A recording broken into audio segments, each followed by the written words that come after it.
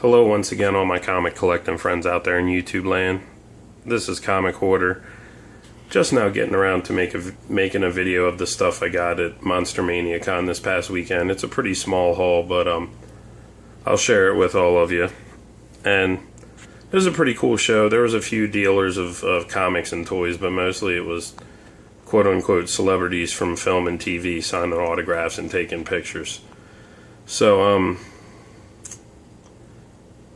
those of you that go to conventions a lot know that, especially on 3-day shows, by Sunday, a lot of people cut you deals and give you breaks and do sales just because the less stuff they drive home with, the better in their mind. And recently, Howler Mouse did a video where he showed off his Viewmaster stuff. And I was like, man, that is cool. I had hours of fun with Viewmaster as a kid, and in particular, I had this Viewmaster pack that was Spidey versus Doc Ock by Steve Ditko, and I wore that thing out. And I remember we got the talking Viewmaster, and we were pissed because it didn't last that long, and I think it broke in under a year, and we were pissed. And there was also another one. It wasn't a Viewmaster, but it was something similar. It was like a big, kind of a big flashlight, not so much for the 80s because they were all big back then, but it was like a plastic flashlight. And you could get, like, you know, a Superman or Spider-Man cartridge and snap it in. You turn off the lights and it would project it on the wall. But we had that too. But yeah, it kind of took me back. And I saw this, and it was dirt cheap on day 3. He gave me a really good deal on it because it's not in the best shape, but it's the Monster gift pack, and it has everything in it, which is important. It has a working Viewmaster, all 7 of the Monster Viewmaster discs in the little white plastic container that holds them, and it has Frankenstein, Dracula, and Godzilla in it. So pick that up. It's cool to have a working Viewmaster. And most of the comic dealers had monster and horror comics, obviously. Some sci-fi stuff, but mostly horror and monster stuff. And on day 3, I got a deal on these 3 books, a little break. And it's Gorgo number 7. And it's got a few problems. It's got some damage down there in the bottom corner and a few areas in the spine where it breaks color. But I'd give this probably about a good to very good. But got a break on them. And this, I got Tomb of Dracula 16 I need, and that's just an awesome Neil Adams cover. And it has a little bit of spine rolling towards the bottom, but nothing too major. Pretty decent copy. Small. You can barely see it up there above the M. Small nick in the top there. But it's still a nice copy. I got a good break on him. And what's funny is Scott showed recently he also got this same book at a flea market near where he lives. And this is Fright number 1. Featuring Son of Dracula by Atlas Comics, and that's a cool cover. And Atlas had a lot of good creators working there, and you can get the books pretty cheap still. They're not that expensive. Cool stuff. As I said earlier, Adam West was charging $60 for personalized only signatures, and I did get one here on my Batman 66 number 1 San Diego Comic-Con variant. He signed it there, and Burt Ward Robin signed it there. And even though it has Julie Newmar's action figure on here, I asked Lee Merriweather if she would mind signing this, because I was like, they should have your toy on there anyway. It says Batman 66, and you were in the movie in 66. So she was like, I don't care, I'll sign it. And she was very nice. So that's cool. I did get an Adam West signature, and I have a triple signature on that. So that's pretty neat. Buzz Hassan, really cool guy I've known for a little while. He was there. Him and his crew, they split work duty because it was the same weekend as Pittsburgh Comic-Con. So Ken Hazer and Blair Smith, who also work on Living Corpse, they went up to Pittsburgh Comic-Con while Buzz Hassan did this show down here in Baltimore, the Monster Mania Con. And Buzz was busy all weekend. He was sketching a lot, and that was good. I was glad for him. He seemed busy and getting a lot of fan interest and getting a lot of money for sketching. And he was non-stop sketching all 3 days, so that was good to see. And I have the Dynamite stuff, but I didn't know about Living Corpse, admittedly, when Xenoscope was publishing it, and then after catching back up with Buzz, and he told me, I went back and got some of them, and I need number 2, but Buzz signed my number 1, and he signed my number 2. I'm sorry, my number 3. I'm missing number 2. But I really like this cover, and Buzz said that he drew this, and then Ken Hazer digitally colored that, and I think it turned out pretty cool. Like that cover. Another thing I'd remarked on it when I saw it on the wall, that I really, really liked this print that Buzz did. And it's Buzz's, it's Buzz's rendition of Bela Lugosi as Dracula, and I really dig that. Try and get some focus on it. But yeah, that is sweet, and I told him I liked it, so he's like, here, he just gave it to me, and Buzz drew this, Ken Hazer inked it, and Blair Smith colored it, and that's just awesome for Halloween right there. I loved it, and he gave it to me for free because that's how cool Buzz is. Told him they should do some more Universal monsters for the month of October, man. I like that. Buzz was also cool enough to do another sketch for me, this time on an Uncanny X-Men art paper variant cover, and I just gave it to him. This is the variant to number 1, and I just handed it to him and said, draw me an X-Men character that you feel like drawing. Nothing too cheesy, please. But I came back later, and he was like, yeah, what he described he did is a 90s style Cyclops, and I like that a lot. Buzz Hassan did that. Very, very cool guy. Please buy his book, The Living Corpse. He works on that with Ken Hazer and Blair Smith, and please also buy Ken Hazer's book right now. It's Army of Darkness // he's working on. So please support their work. They're really cool guys. They're cool to their fans. Speaking of people who are cool to their fans, Jeff Zornow, was there.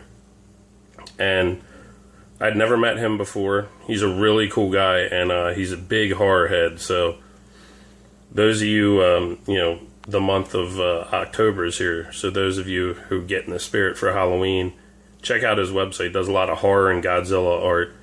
He's just a huge Godzilla fanboy. He's so knowledgeable and enthusiastic and excited about what's going on in this book. And Jeff Zornow did this. This is the Godzilla Monsters of Earth number 3 retailer incentive cover. And he did this variant, and it's a really awesome cover.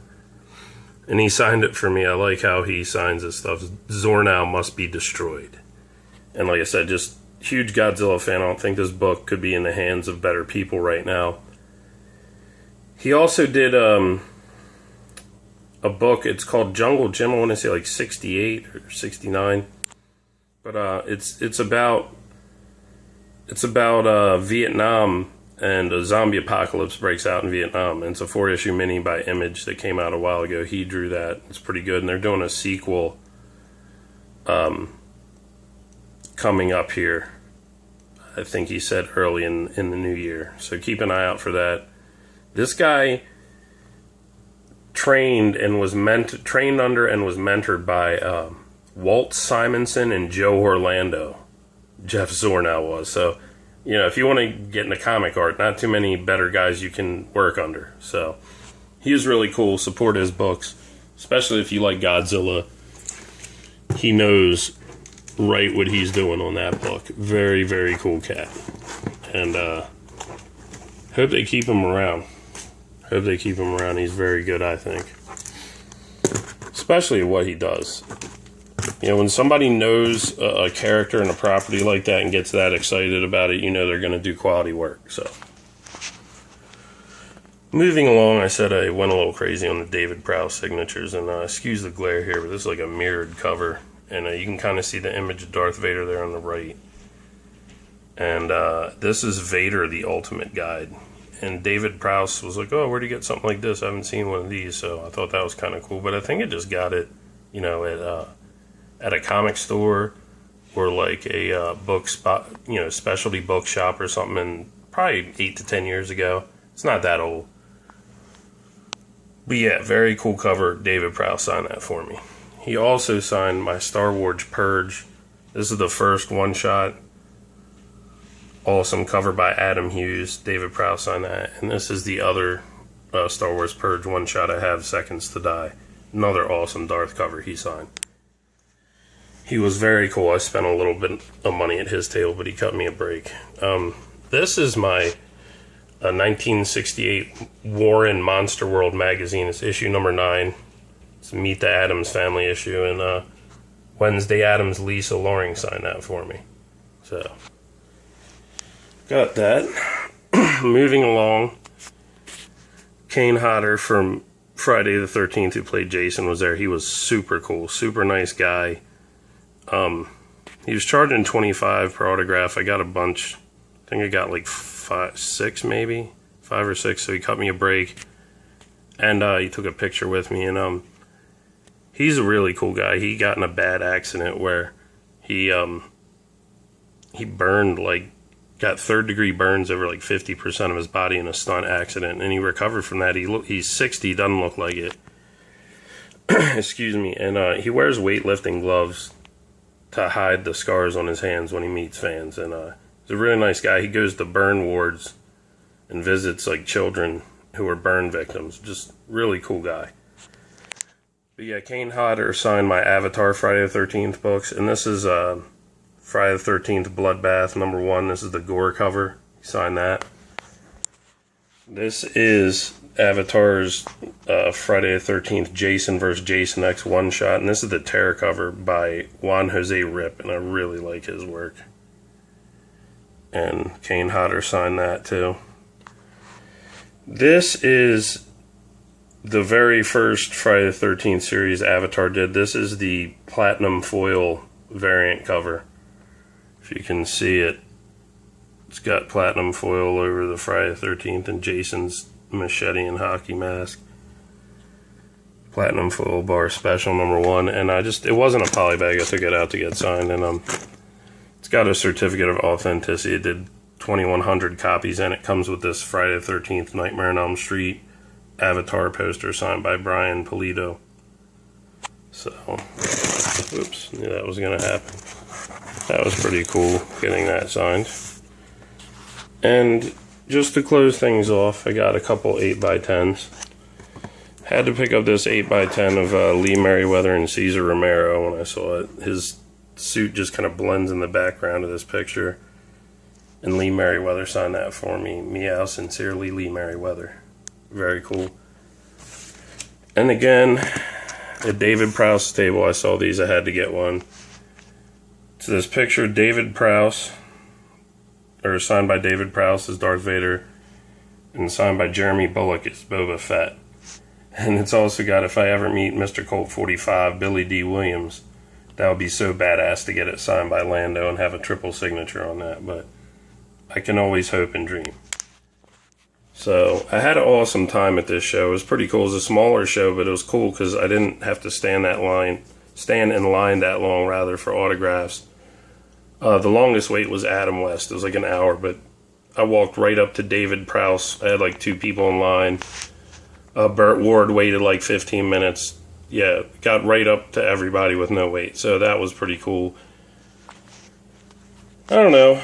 I definitely hope they do another one because it was so close. It was only like 10 minutes away from my place. It was really neat. And it was free parking because it was at a hotel. So, really nice for what it was in the guest list.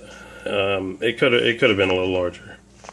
But yeah, I had a good time. And I had a good time sharing all the stuff I got with everyone. Always enjoy that. And I enjoy seeing what you all add to your collections week by week.